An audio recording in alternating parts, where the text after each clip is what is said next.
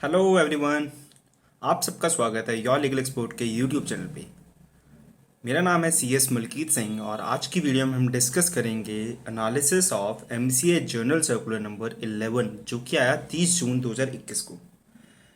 इस journal circular को लाने का पर्पस क्या था?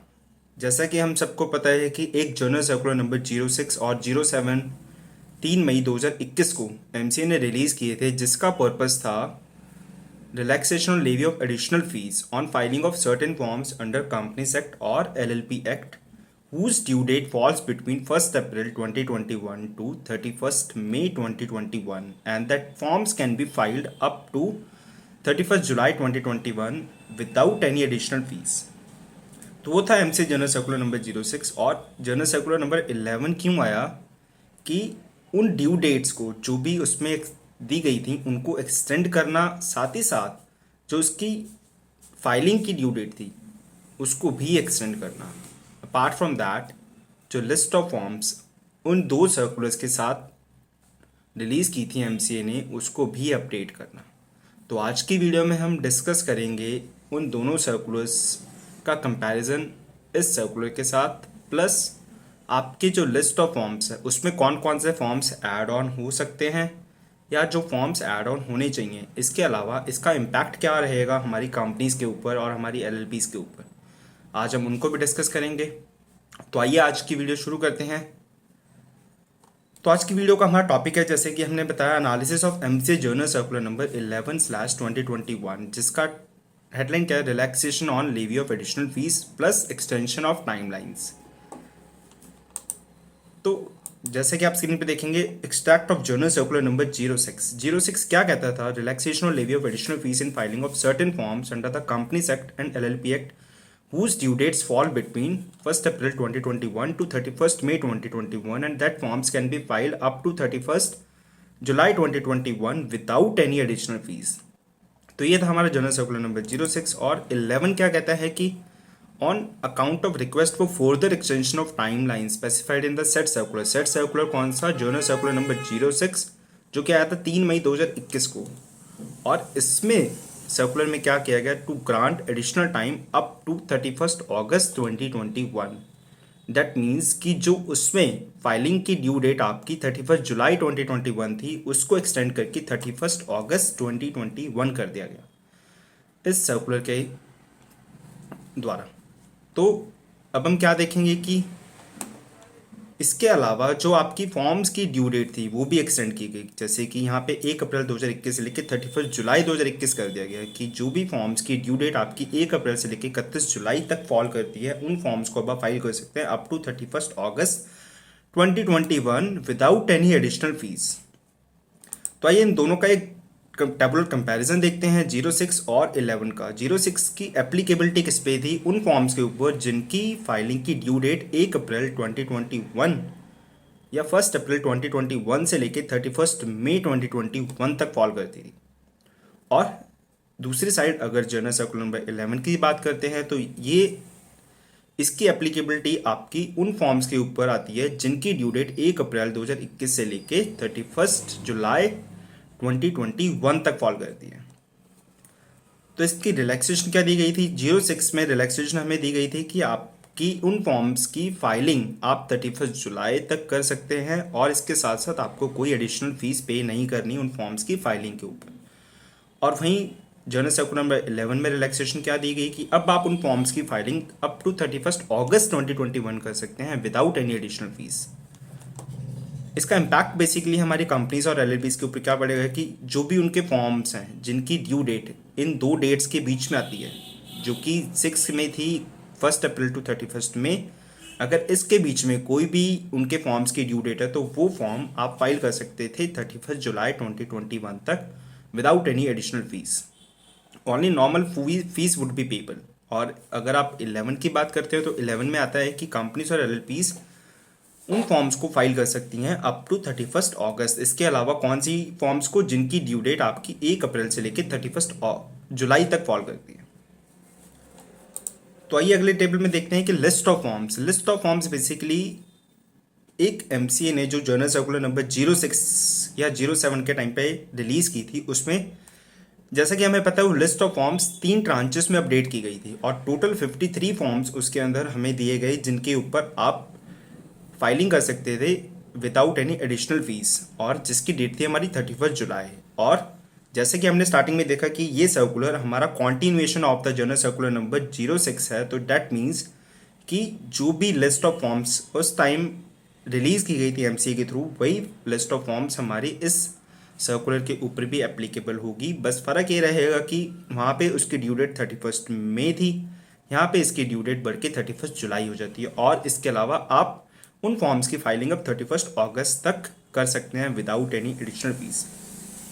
इसके अलावा हम देखते हैं एडिशनल फॉर्म्स जिनकी ड्यू डेट्स आफ्टर 31 मई और 31 जुलाई तक फॉल करती है, और जिनकी ऊपर हमें रिलैक्सेशन बेसिकली चाहिए थी। जैसा कि हम देख रहे हैं कि आजकल प्रोफेशनल्स की ये जनरल डिस्कशन है कि DPT-3 और CFSS 2020 इनके ऊपर रिलैक्सेशन मिलेगी या नहीं मिलेगी, क्योंकि इनकी ड्यू डेट 30 जून तक आ चुकी है।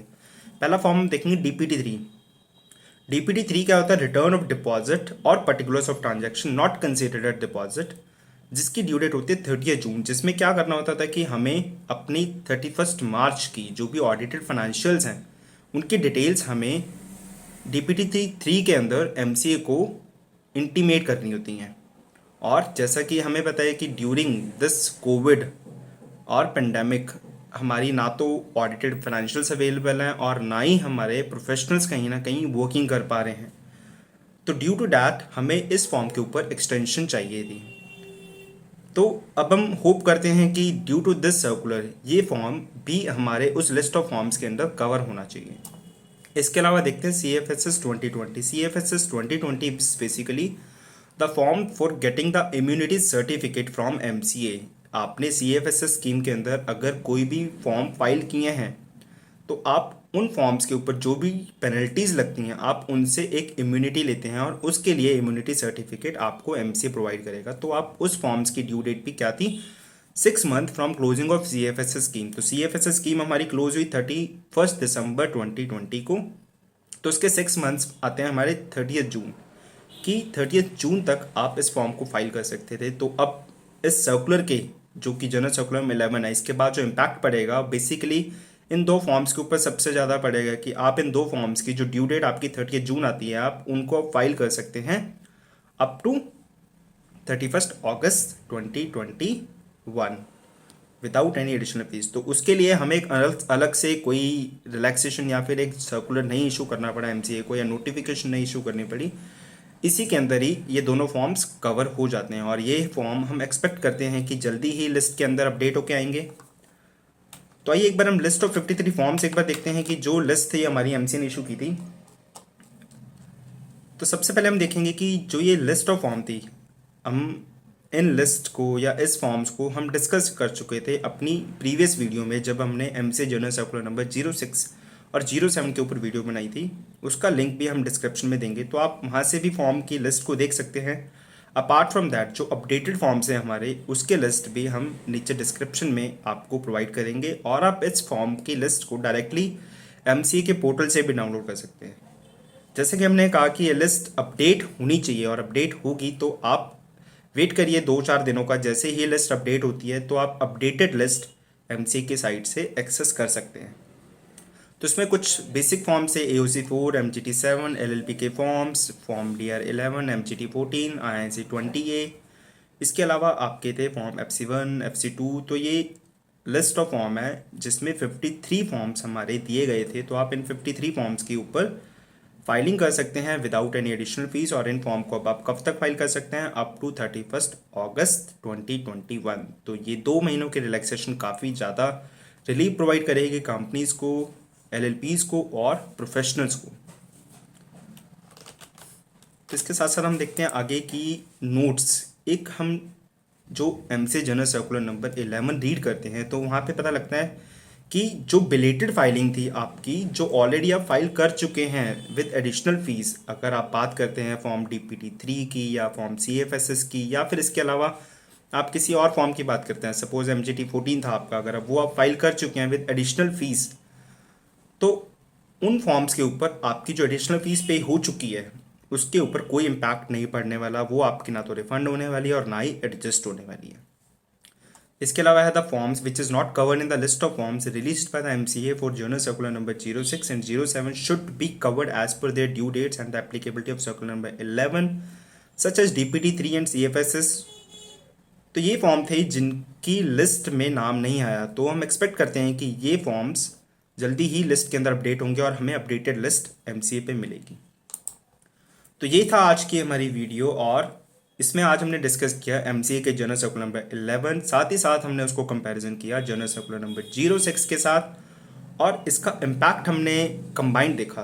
तो हम होप करते हैं कि जो एडिशनल रिलैक्सेशन दी गई इसकी वजह से हमारे प्रोफेशनल्स को काफ़ी हेल्प होगी और वो अब इन फॉर्म्स को कंप्लाई कर पाएंगे, और इसकी जो भी ड्यू डेट थी उसके अंदर हम इन फॉर्म्स को फाइल कर पाएंगे हमारे ऑडिटेड फाइनेंशियल्स के साथ, प्लस अपार्ट फ्रॉम जो हमारा CFSS फॉर्म है हम उसको भी फाइल कर पाएंगे। इसके अलावा देखते हैं कि और कौन से एडिशनल फॉर्म्स एमसीए रिलीज़ करता है। एडिशनल फॉर्म्स की लिस्ट एक रिलीज़ करते हैं एमसीए जिसके अंदर हमें रिलैक्सेशन दी गई हो।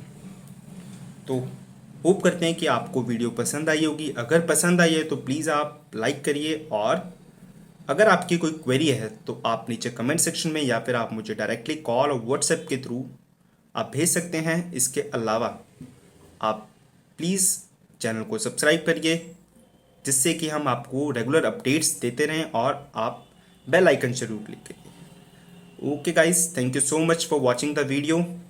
मिलेंगे जल्दी किसी और नए टॉपिक के साथ या किसी और नई अपडेट के साथ। Thank you so much.